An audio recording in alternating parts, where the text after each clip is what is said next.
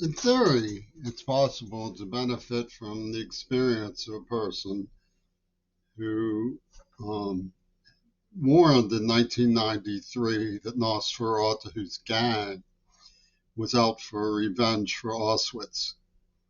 I said that in print. And yet, the Palestinians put up a front through the Jeffin Corporation defending Nosferatu because they saw the theme park concept of making someone appear sheltered and pampered, a crybaby, who symbolized America in favor of transcendental martyrdom led by John Lennon to be a better storyline for themselves than questioning what was really going on in that Holocaust survivor community. Well, it hasn't changed because the spirit world is an occupied zone in the sense that media belongs to the Beatles to pick and choose how they represent what they choose to represent when they want to for their own purposes. It has never made any difference to anyone. Just as Martha Gellhorn said, it never did any man ever any good whatsoever to cry out from this place. She said that about Dachau when she saw it liberated. It has never done anybody any good to try to reason with the maniacs of Seattle, the perverts of Pittsburgh, the Nosferatu's horde at Jeffin. The simple truth is a timely warning could have saved lives. It's very possible that had they not gone along with Obama's pussy ball war game, that Gaza could have been intervened to be protected because of the magnitude of the script of Gail Burston. I don't want to believe that all that many Palestinians were in on Gail Burston. The spirit world, however, is an occupied zone. Why the people who are behind McCartney, George Galloway, Yanis Very Fake is, Brian Eno, Roger Waters, the people at Jeffin would be trusted after they were proven to have been playing a game with loaded dice.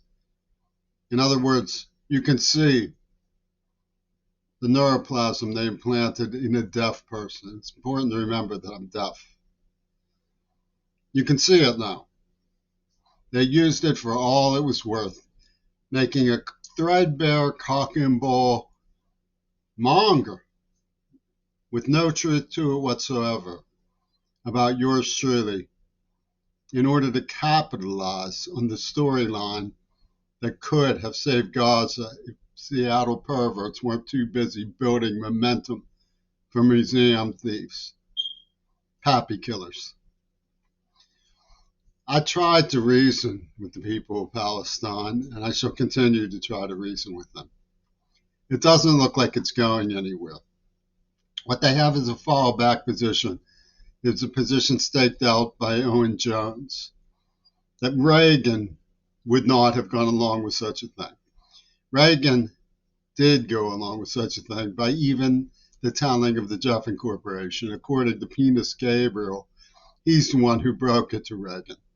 Nothing could be further from the truth. It was all organized from before World War II, when Reagan had already made up his mind that Hitler was a better idea than Roosevelt. The evidence shows that Hollywood maniacs working with Reagan gunned down JFK. But RFK Jr., he's a caution. He sides with the Beatles anyway. That's a situation where they say it can't be done. Tune owns the media now. The storyline is what matters most. The spirit world, in other words, is an occupied zone. You wonder why they would ignore the evidence. Did people like George Galloway knowingly load the dice? Did people like George Galloway knowingly go along with the script of Gail Burson or participate in writing it themselves? This roster of questions becomes very pressing in light of their animosity towards the evidence. The evidence absolutely defeats their one single obsession, which is to take my life's work and turn it over to the Ono Hag in revenge for Hiroshima, a concept endorsed evidently by Vladimir Putin himself.